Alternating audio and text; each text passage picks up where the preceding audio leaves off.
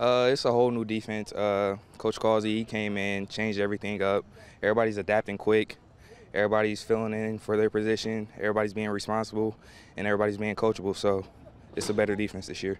Who are some of the guys, who are some of the names that we're going to see on Friday nights make big plays for this defense and take bigger roles for Luers D here in 2017? This defense, we got our linebackers, Kamari, Alan Jackson, Dominic Easley, Justin Gaston out at corner. We got some speed on our defense that they're going to help fill in. 6-6. Some schools might be happy with 6-6, but 6-6 when you have 11 state championships in the trophy case is not the type of season you want. What do you take away from last season that you can apply this time around that's going to make you a better team overall? Everybody just got to be humble. Last year we were hyped up. We were ranked high in the SAC, so we took that in every game, and we weren't humble, so we got beat. So this year we're very humble this year, and we're hopefully going to get those games won that we didn't get last year. Goals for this team, what are they in 2017? What are you talking about team-wise as goals? Goals is definitely championships. The highest goal is the state championship. We're going to try to win this SAC this year, sectional championship, regional, and state. Anything else you'd like to add, man? Go Knights. Thanks, man. You're great. Let's start off with the offensive backfield. You, Jordan Presley, that's a pretty good combination. What do you like about this combo that you have at Luers? We run the ball in two different types of styles, so I feel like that makes us more versatile as a running back tandem. I love what he does as a running back. He's more powerful running back, and I'm more shifty, and makes us look good together. You've played in kind of a two running back system with Jalen in years past, so how does adding Jordan maybe tweak what you do, or is similar to what you've done in the past? Because you've got, gosh, in 2 years you've got almost, what, 1,500 yards rushing already? Yes, sir. I feel like having Jordan is almost the same as having Jalen. They kind of do two of the same things. I mean, they're very powerful. They can run fast. They're very, speedy. And I feel like they have the same type of running style, just that Jalen was a little bit taller, but they do the same thing pretty much. When you take a look at 6-6, some schools would be happy with that when you've got 11 state championships in the trophy case. At Bishop Luers, you are not happy with 6-6. What do you take away from last season that you can apply as a team that's going to make you guys better? Okay, last year we were more like we had a big head just because we were ranked so high. I feel like this year we're more of the underdogs, which gives us more of a burn. I feel like being 6-6 is terrible for Bishop Luers. I can see that we weren't taking pride in who we played for last year, and we have a very coachable team this year that is learning the Luers tradition, so that makes us very strong. Final question from me. Tell me a little about the recruiting process. You got an offer from Indiana State this summer. What's the process like for you right now? The process is take it day by day, one step at a time. I'm taking it slow, praying a lot, making sure I make the right decision, because this can be, a decision that changes my whole life. So I'm just taking it day by day at the moment. As far as this team goes, I know it's only day 3 of fall camp, but you guys have been together throughout the summer. You know this team. What have you liked about Bishop Luers, and what do you like heading into the 2017 season? I've liked our commitment this year, really. We know we have to get back to the little things, and we've been coming every day, working hard, and we've been becoming a family, and that's what's important for us. As far as this team goes, 6-6, some teams would be happy with that. When you have 11 state championships in the trophy case, you are not at Bishop Luers. So what do you take away as a team from last year that you can apply this season? Yeah, we know we got to get back to the winning culture. We got to bring it every week and get better every week. We can't just rely on our teammates. We have to strengthen ourselves and our team, and it's all about, recommitting to the little things. Tell me about this defense. What do you like about the D for Bishop Luers? Because Coach said, historically, these Luers teams, these championships are built on defense. Right. We're putting the focus on defense this year, and I'm excited about what we have to bring. We're going to be aggressive. We're going to be ready to go, and I can't wait. There are some changes schematically. What are you guys doing different, and what are some of the emphasis points for Bishop Luers defense here? We're trying not to be predictable. We're going to give different looks. We're going to mix things up and try and keep offenses on their toes. Offensive line, you obviously have a couple of pretty darn good running backs back there. So how much do you put on your shoulders to make sure that those guys, for you to set the tone so that those guys can do what they do? Man, for our offensive line, it's such motivation every day, because we know we got 2 guys back there that are going to push us. If we give them anything, they're going to take it. So we have to know it's all on us, and those 2, really make us want to be better. All right. Anything else you'd like to add? No, just can't wait for the season. 3 days into practice, but I know you've seen these guys all summer. What is it about this Bishop Luers team that you really like as we head into the 2017 season? They're as coachable a group as I've had that we've had around here in quite a while. We've had some really good groups of kids for several years. Obviously around here, more often than not, you're going to have a really good group of kids. This is a special group in terms of being coachable, doing the little things on the practice field that we demand around here, that we like to pride ourselves in, hustling everywhere. But just I think the excitement to get better every day for me and for our coaching staffs, it's exciting to see. 6-6 last season. That is not a successful season in Bishop Luers' eyes. So what do these guys take away from last season that they can apply this year to improve upon that record? Well, I'm hoping that our upperclassmen, kids that were part of last year's experience, have a better taste in their mouth.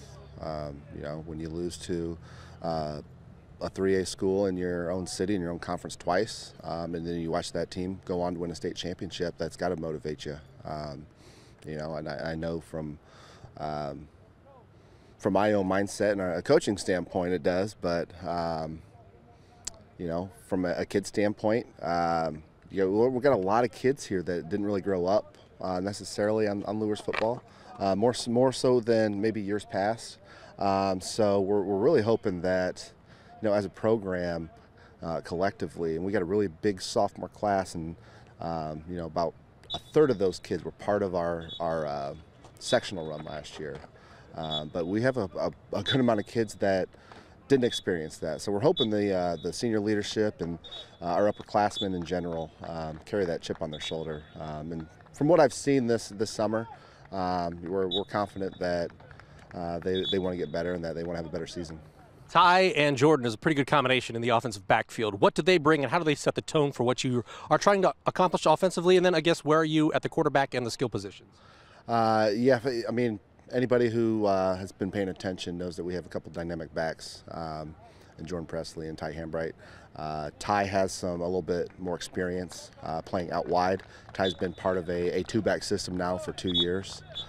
Jordan was the main man coming from Homestead last year, and I think having I believe in balance philosophically. Anyways, it's not a new experience for me per se in that we had a Jalen Charlton last year in the backfield with Ty.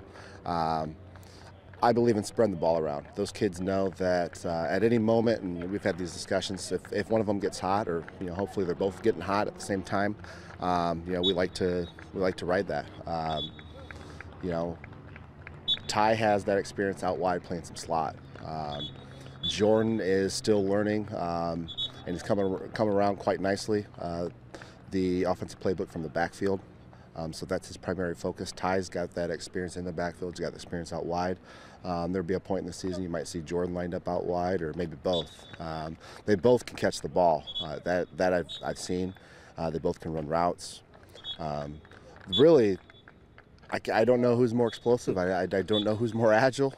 It's fun watching both of them work, and they don't have to say it. They're competing. They're competing for touches, and they're competing to be in that backfield primarily. And you know, it's fun to watch. It should be an exciting season. Where are you at quarterback-wise? Because obviously Arian, when he was healthy last year, took the majority of the snaps for you guys. Right now, we'd like to. It's an open competition.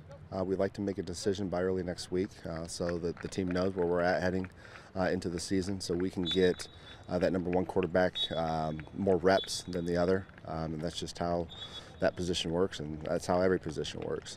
You know, if you're the guy or you're part of that first offense or first defense, you're going to get more reps than that second guy.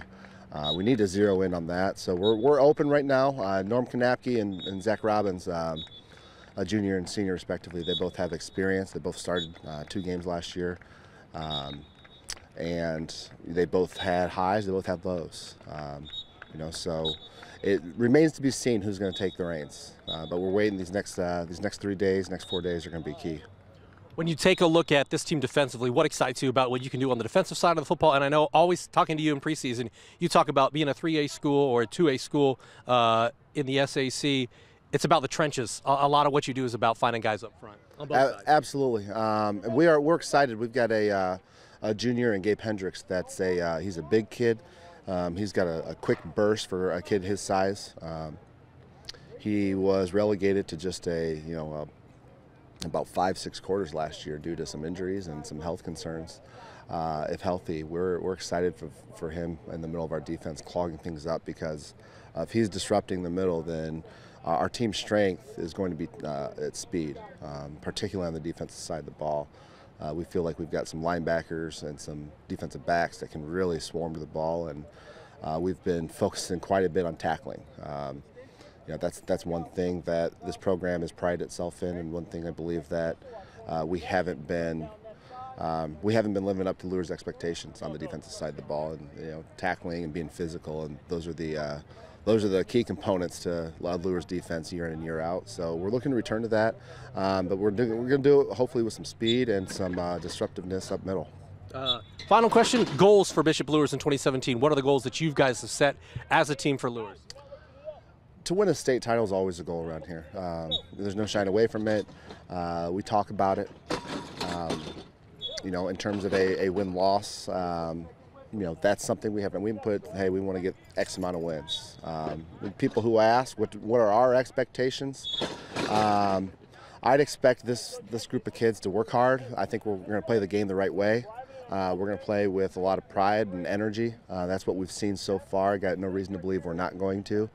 Hopefully that equates to a lot of wins this year and a long season. But obviously that comes from the work the kids are putting in, and being so young and so inexperienced. It's a daily challenge to make sure we're living up to those values of the program. Tell people we could be 2-7 or 7-2. I mean, it's really one of those years. We'll see. We'll see if our line depth holds up on both sides of the ball, and if we can stay healthy. If so, I really like our chances to have a good year.